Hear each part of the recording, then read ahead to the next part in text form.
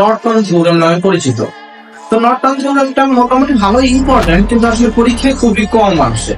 এখন কপালের লিখন না যায় খন্ডন, এমন একটা কথা আছে নাকি? যদি এসে পড়লো তখন কি করবো, একটা কাহিনী ঘটে যাবে না?